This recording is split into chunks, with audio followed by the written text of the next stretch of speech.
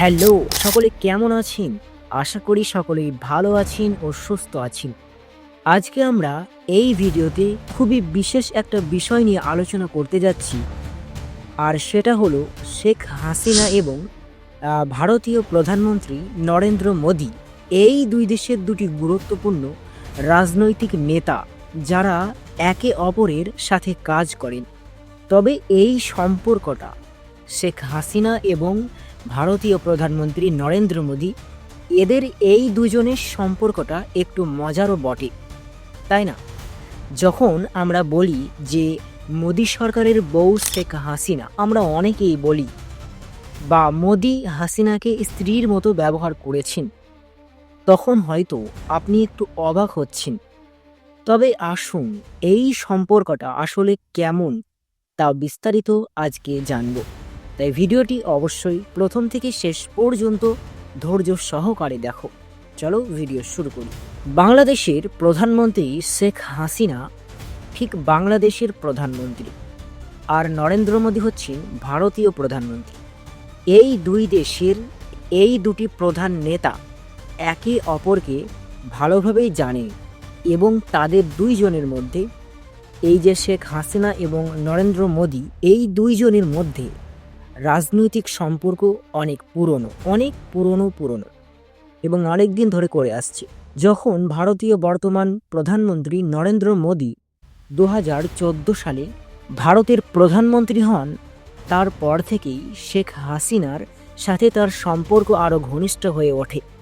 তবে এই সম্পর্কটা শুধু বন্ধুত্বপূর্ণ নয়, এটি রাজনৈতিক এবং কূটনৈতিক দিক থেকে অনেক কিছু ভাবনা উপস্থাপনা করে। এটা মনে রাখা জরুরি যে ভারতের কাছে বাংলাদেশ খুবই গুরুত্বপূর্ণ এবং বাংলাদেশও ভারতের উপর নির্ভরশীল।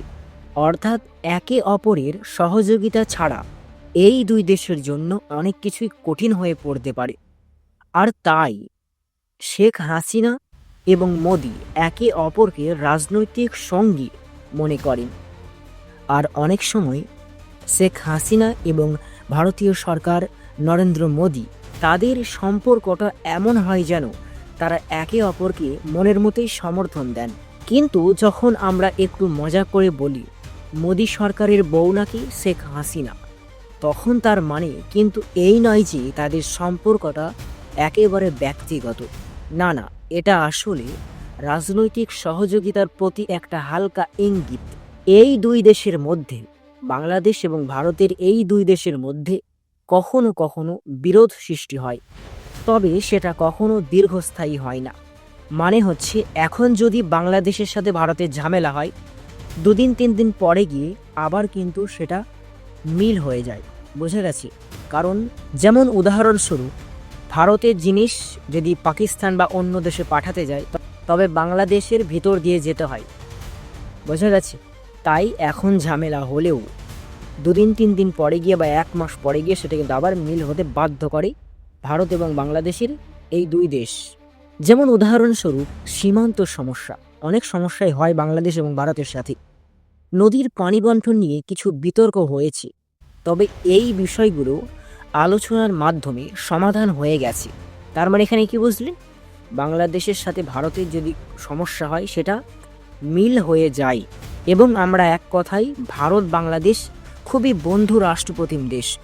আবার যখন কথা আসে জলবায়ু পরিবর্তন বা নিরাপত্তা নিয়ে, তখনও দেখবেন ভারত ও বাংলাদেশ একে অপরকে সমর্থন করে, সাহায্য করে।